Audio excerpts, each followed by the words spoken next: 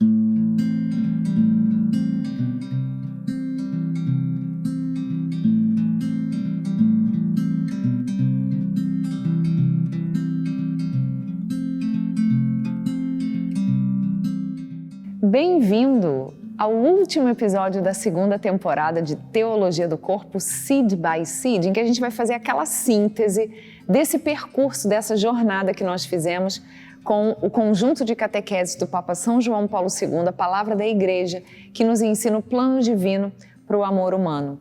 A Teologia do Corpo, ela tem o grande objetivo de nos dar uma forma de enxergar a pessoa humana, a vivência da sexualidade humana.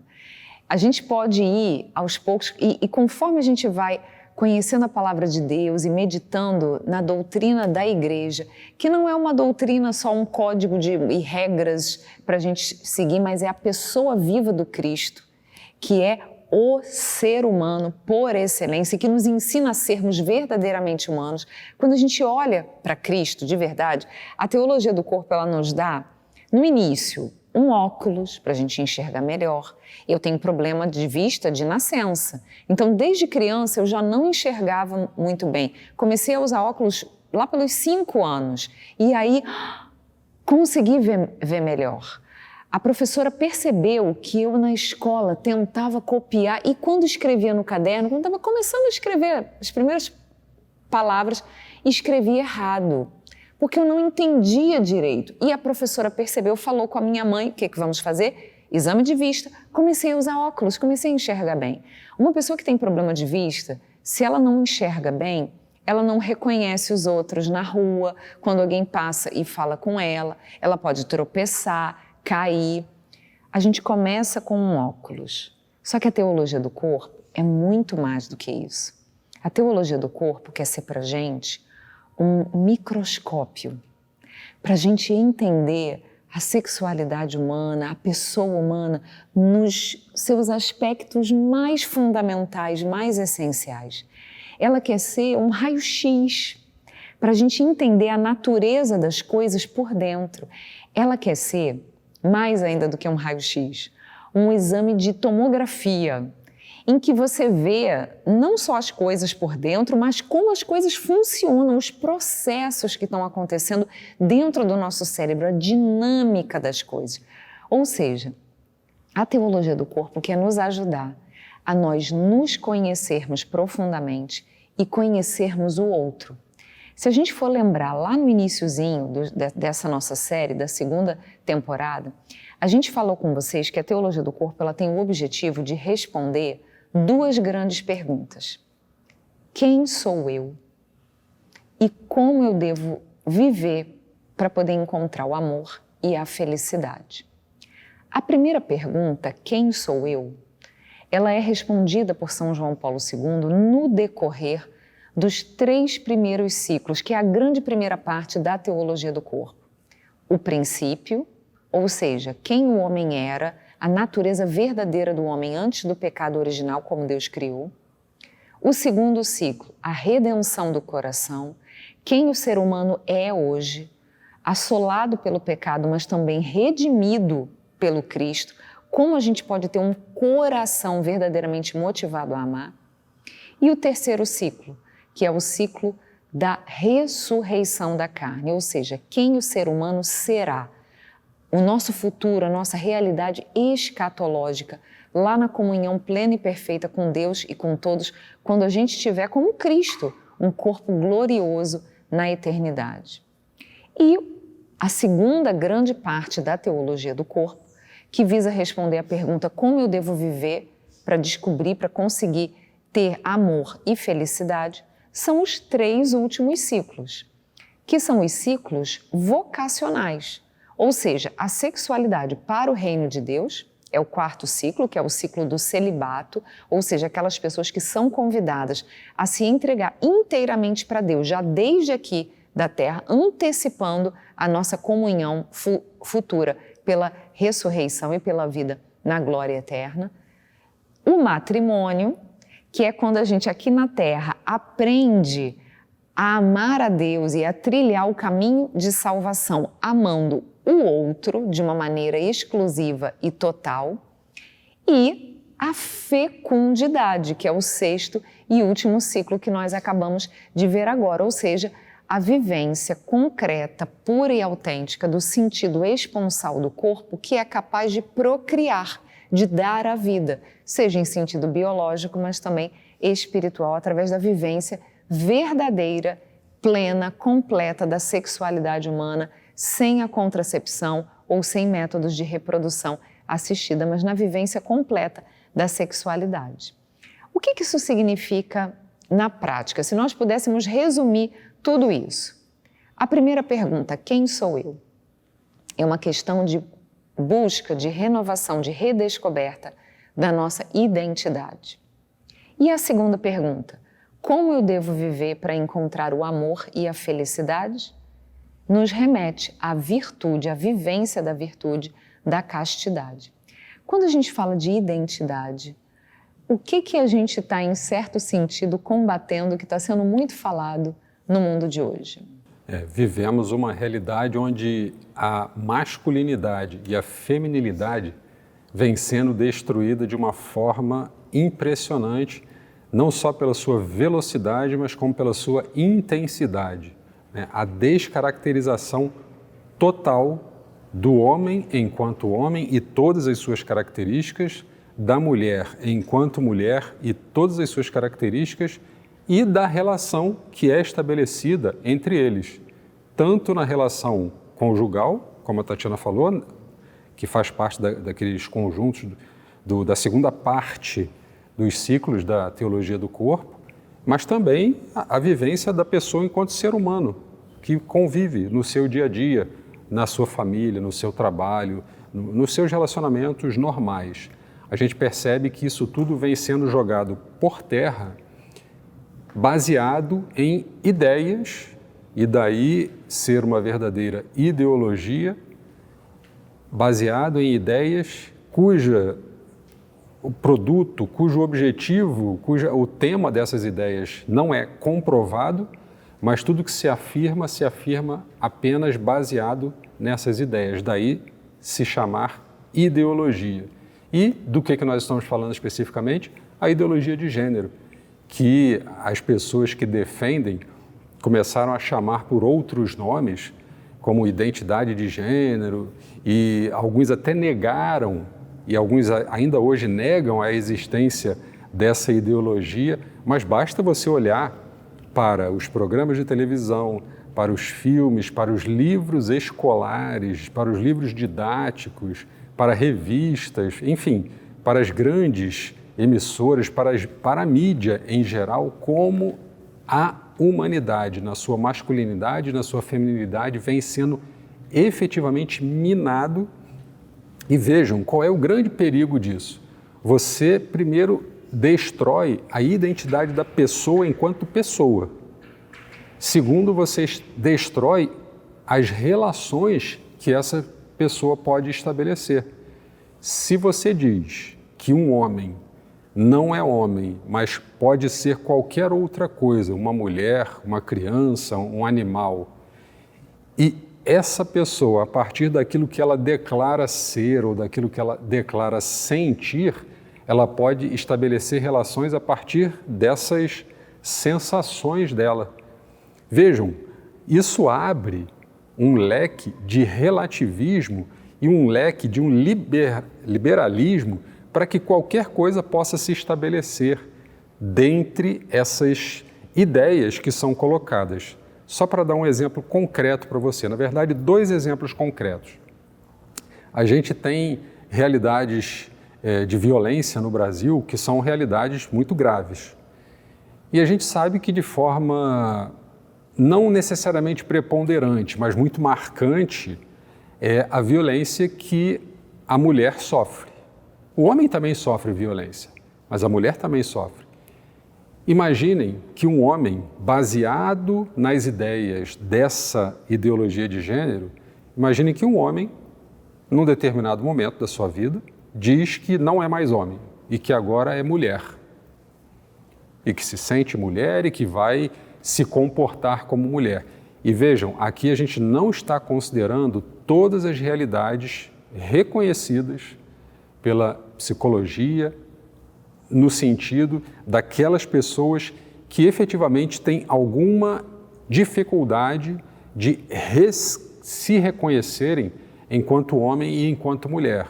Aquelas pessoas que efetivamente até buscam ajuda profissional para conseguirem compreender aquilo que elas sentem, aquilo pelo qual elas estão passando. Porque existe, de fato, uma patologia chamada disforia de gênero. Exatamente. Mas que atinge uma quantidade ínfima de pessoas. É bem diferente dessa moda de que eu me autodetermino como qualquer coisa, como isso sendo o suprassumo da liberdade. Você nega a sua biologia, nega a sua psicologia e você determina o que você quer ser, que às vezes não precisa nem ser humano, né? A gente já vê umas aberrações. E que pode, inclusive, variar. A pessoa que, nesse exemplo que eu estou dando, por exemplo, do homem que em determinado momento diz que não é mais homem, mas que se sente mulher,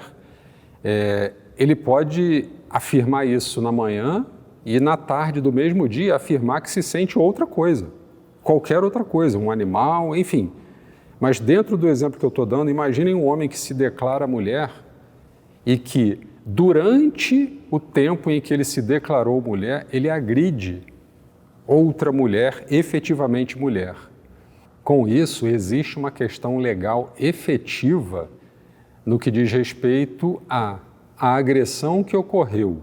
Se encaixa, por exemplo, na Lei Maria da Penha, que prevê a agressão de homens contra mulheres, ou não se encaixa, porque se você vai lá declarar, pegar o depoimento do agressor, ele vai dizer que naquele momento ele se sentia mulher. Então, você tem o quê? Uma mulher que agrediu uma mulher ou um homem que agrediu uma mulher?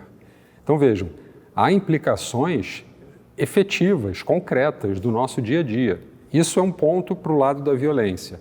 Um outro exemplo que eu posso dar aqui, e que a ideologia de gênero, e isso não é dito, não é discutido, não é conversado, porque só se apresenta a ideologia de gênero, primeiro, com um conjunto de ideias não provadas que mexe com a liberdade da pessoa. Se você se declara contra a ideologia de gênero, você logo vai ser taxado de alguém que não respeita a liberdade dos outros. Mas não se trata de não respeitar a liberdade dos outros, se trata de negar a realidade. Eu olho e vejo que a realidade não é aquela realidade que a pessoa está declarando, tirando de lado essas questões, como a Tatiana falou, da disforia de gênero, que está totalmente fora da nossa reflexão aqui. Agora imaginem que esse mesmo homem que disse que era mulher, deixava de ser homem e agora se declarava mulher, vamos dizer que ele, ao invés de se declarar mulher, ele se declare ser um adolescente de 12 anos. Ele não é mais um homem de 40 anos de idade, ele diz, não, agora eu continuo sendo homem, mas eu sou um jovem de 12 anos de idade. E como jovem de 12 anos de idade, como adolescente, ele vai ter um olhar um pouco mais atencioso, vamos dizer assim, para meninas de 12, de 10 anos de idade, que é natural na adolescência. Os meninos olham para as meninas na mesma faixa etária.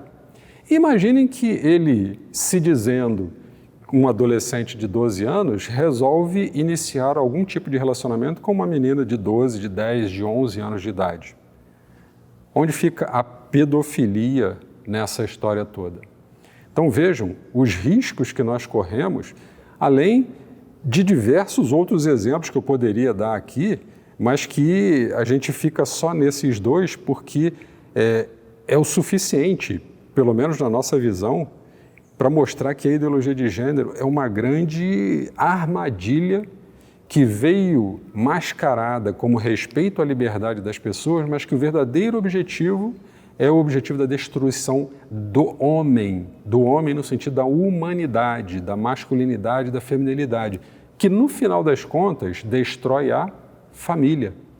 Porque se eu não sou mais homem, eu não sou mais mulher, o homem deixa de se tornar pai, a mulher deixa de se tornar mãe. E se o homem e a mulher deixam de se tornar pai e mãe, a família deixa de existir. Então prestem atenção na profundidade e nas coisas escondidas por detrás dessas ideologias malignas, e eu diria mais, verdadeiramente diabólicas que são colocadas para nós e pior. Atualmente, e já há algum tempo, essas ideias falsas, mentirosas, são colocadas para as nossas crianças nas escolas, como plano de ensino das escolas. Vejam, se você fala uma coisa em casa para o seu pai, para o seu filho, você enquanto pai, enquanto mãe, fala alguma coisa para o seu filho, na escola, o seu filho vai estar ouvindo outra coisa completamente diferente. E a gente sabe do peso da autoridade que um professor tem dentro de sala de aula. Então imagine a cabeça de um filho seu, de uma filha sua, ouvindo uma coisa em casa e ouvindo outra na escola. E a tendência é que ele se deixe levar, porque lá ele vai ter os amiguinhos, e se os amiguinhos dele, seja qual for a idade, porque isso serve para um comportamento tanto da criança quanto do jovem, tanto a criança quanto o adolescente quanto o jovem, ele quer se sentir pertencente a algum grupo. E se a grande maioria desses jovens, dessas crianças, desses adolescentes, ouvem essas ideias absurdas e começam a se manifestar a partir delas, eles formam um grupo e aquele que está de fora vai querer imitar aquele comportamento para se sentir pertencente, para se sentir desejado. Então, veja, é uma completa destruição com consequências nefastas que muitas das vezes, repito, são apresentadas como um direito à liberdade de escolha que você tem que ter para a pessoa. E qual é o antídoto para tudo isso? A educação e o fortalecimento da feminilidade e da masculinidade para as novas gerações.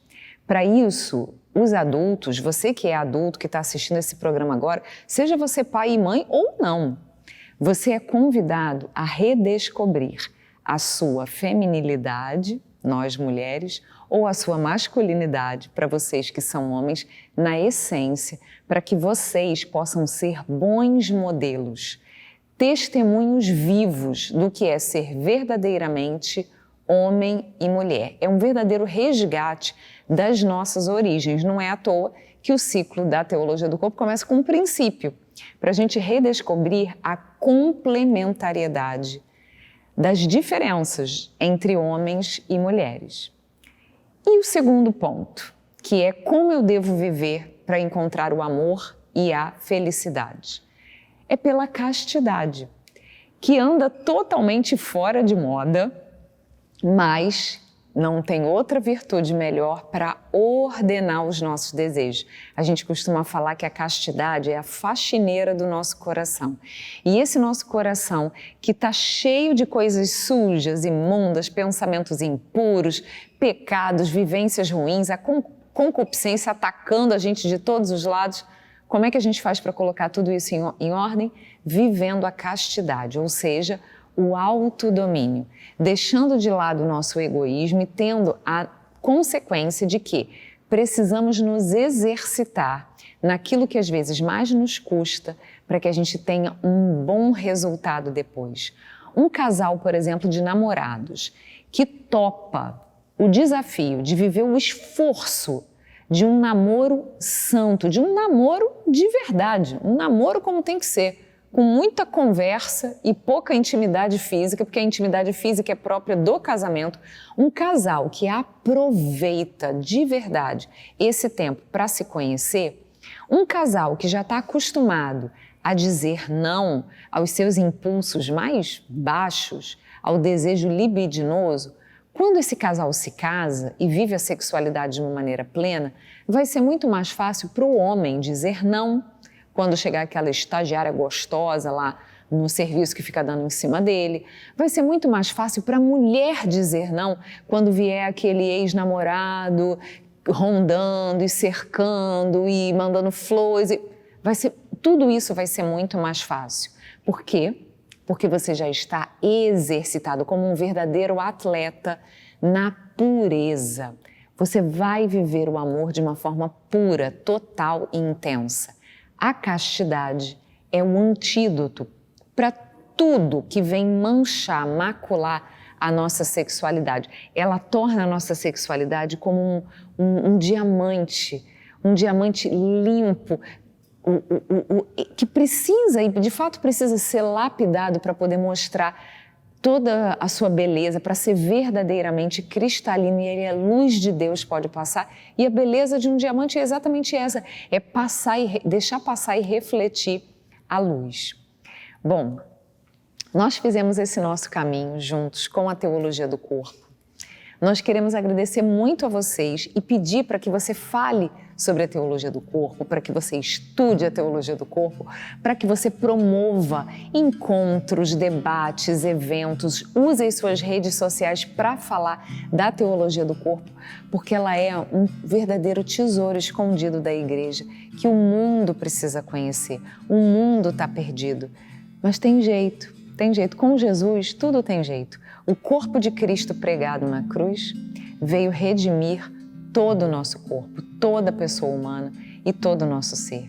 Então, mais uma vez, o nosso muito obrigado à comunidade Semente do Verbo, que possibilita toda essa produção, todo esse nosso espaço, o pessoal que trabalha na edição, na divulgação, a você que compartilha esse vídeo, e queremos agradecer principalmente a Deus, que nos deu a graça de termos esse Papa Santo, São João Paulo II, a nos ensinar a beleza e o valor da sexualidade humana. É verdade. A gente encerra com essa gratidão a Deus, com essa gratidão a São João Paulo II, com essa gratidão também a São Paulo VI, que teve uma contribuição sensível e importantíssima em todo esse conjunto de catequeses que nós testemunhamos enquanto pessoas que estudaram e descobriram um verdadeiro tesouro relativamente escondido, mas que vem já sendo revelado de muitas formas em livros, palestras, formações, vídeos, e a gente quer ajudar a também ser um transmissor, né, dessa beleza, dessa riqueza, desse verdadeiro tesouro que é a Teologia do Corpo, que mudou a nossa vida, particularmente, enquanto homem, enquanto mulher, enquanto marido e esposa, enquanto pessoas que veem os outros relacionamentos de amizade, familiares, de outra forma, porque a gente passou a enxergar pessoas, passou a entender como as relações se constroem a partir dessa humanidade, a partir dessa masculinidade e feminilidade, e a partir de todas as características que são inerentes a essa masculinidade e essa feminilidade. Então fica a nossa gratidão a Deus, a nossa gratidão a São João Paulo II, a São Paulo VI, a toda a comunidade Semente do Verbo, por confiar e por acreditar naquilo que a gente vinha e trouxe para cada um de vocês, para que vocês pudessem crescer também nessa graça. E aguardem, porque na próxima temporada tem novidade, mais sementes plantadas no seu coração. Um grande beijo e até a próxima!